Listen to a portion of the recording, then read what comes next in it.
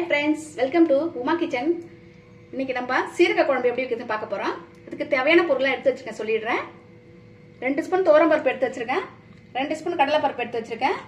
2 spoon உளுத்தம் பருப்பு எடுத்து வச்சிருக்கேன். 2 ஸ்பூன் சீரகம் எடுத்து வச்சிருக்கேன். தேவையான அளவு வெந்தயம், கடுகு, நல்லெண்ணெய் கொஞ்சம் எடுத்து வச்சிருக்கேன். தேவையான அளவு சேர்த்துக்கலாம். ஒரு எலுமிச்சம்பழம் அளவுக்கு புளி எடுத்து 2 தக்காளி சேர்த்து கரைச்சி உப்பு, மிளகாத்தூள், மஞ்சள் தூள் எல்லாம் போட்டு சேர்த்து கரைச்சி எடுத்து வச்சிருக்கேன். குழம்பு ரெடி பண்ணி வச்சிருக்கேன். குழம்பு கூட்டி வச்சிருக்கேன். 4 பூண்டு இடிச்சு வச்சிருக்கேன். எடுத்து 2 தக்காளி நறுக்கி வச்சிருக்கேன். 2 பெரிய வெங்காயம் நறுக்கி வச்சிருக்கேன். கொஞ்சம் கொத்தமல்லி, கருவேப்பிலை எடுத்து வச்சிருக்கேன். இப்போ அது பருப்பு எப்படி வறுக்குதுன்னு பார்க்கலாம். இப்போ பருப்பு வறுத்துக்கலாம். முதல்ல நான் கடாய் வச்சிருக்கேன் அடுப்புல. கடாய் சூடு ஏறினதுக்கு அப்புறம் நம்ம இந்த பருப்பு சேர்த்துக்கலாம். கடாய் சூடு ஏறிடுச்சு. இப்போ துவரம் பருப்பு சேர்த்துக்கிறேன். துவரம் பருப்பும் கடலை பருப்பும் கொஞ்சம் கனமா இருக்கிறதுனால முதல்ல அதை வறுத்துக்கிட்டு இது பாதி வரப்பட்ட உடனே அப்புறம் நம்ம உளுத்தம் பருப்பு சேர்த்துக்கலாம்.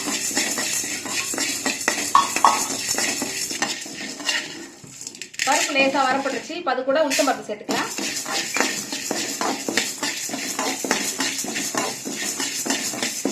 நம்ம சாம்பார் வெங்காயம் கூட நம்ம பொடியை உரிச்சு முழுசா போட்டுக்கலாம். அதில் தேவைப்பட்டா பூண்டும் சேர்த்துக்கலாம் முழுசா.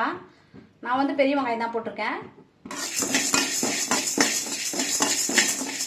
பருப்பு வரப்பட்டுருச்சு. இப்போ இறக்கிடலாம்.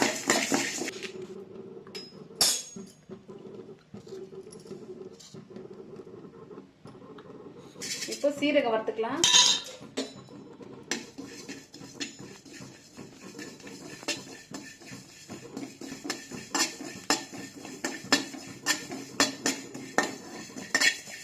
சீரகம் லேசாக வறுத்தாவே போதும். அது ரொம்ப வறுக்கணும்னு கிடையாது. லைட்டாக வறுத்தா போதும். சீக்கிரமாகவே இது வறுத்துக்கிறோம். சீரகத்தையும் பருப்பு கூடவே வறுத்து சேர்த்துருக்கேன். அதை நம்ம நைஸாக கொருன்னு அரைக்கலாம். நைஸாக அரைக்கக்கூடாது. கொருன்னு அரைச்சி அப்புறம் எப்படி குழம்புல சேர்க்குறதுன்னு பார்க்கலாம். இப்போ வந்து நம்ம குழம்பு தாளிச்சிக்கலாம். இப்போ அதே கடையில் வந்து நான் கொஞ்சம் நல்லெண்ணெய் சேர்த்துக்கிறேன்.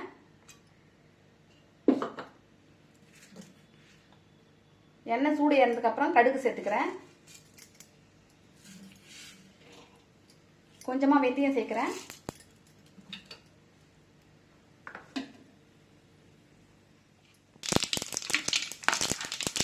பூண்டு சேர்க்கிறேன். கருவேப்பிலை சேர்க்கிறேன். இப்போ வெங்காயம் சேர்க்கிறேன்.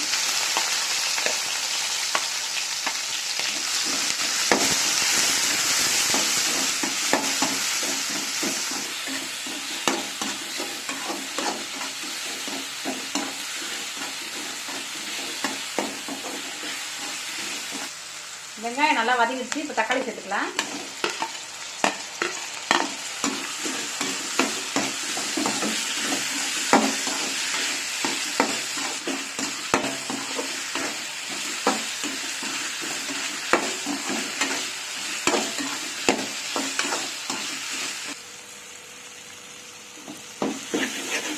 நல்லா வதங்கிடுச்சு வெங்காயம் தக்காளி.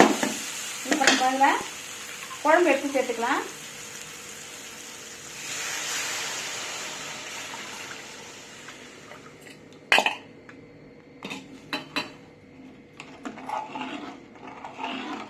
இது ஒரு 10 நிமிஷம் நல்லா கொதிக்கிட்டா. அதுங்காட்டி நம்ம அந்த பருப்பு வறுத்து வச்சுருக்க பருப்பெல்லாம் நம்ம அதை பொடி பண்ணி வச்சுக்கலாம். குழம்பு ஒரு 10 நிமிஷம் கொதிக்கிட்டா நம்ம அதுக்குள்ளே போயிட்டு இந்த பருப்பெல்லாம் பொடி பண்ணி வச்சுக்கலாம்.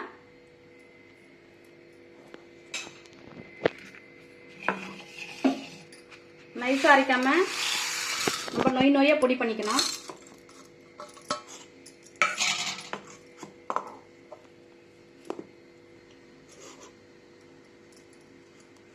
இப்போ இது கொருன்னு அரைச்சாச்சு பாரு நொய்யா.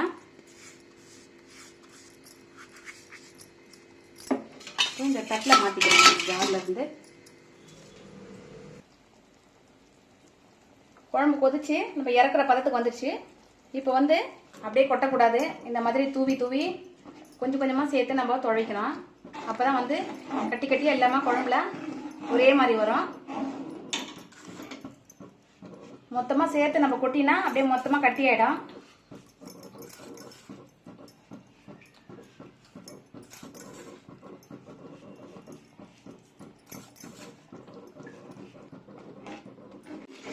பொடி தூவியாச்சு.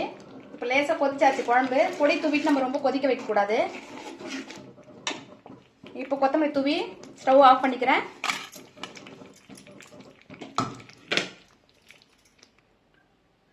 சூப்பரான சீரக குழம்பு ரெடி ஆயிடுச்சு பாருங்க. மறக்காம சப்ஸ்கிரைப் பண்ணுங்க, லைக் போடுங்க, ஷேர் பண்ணுங்க.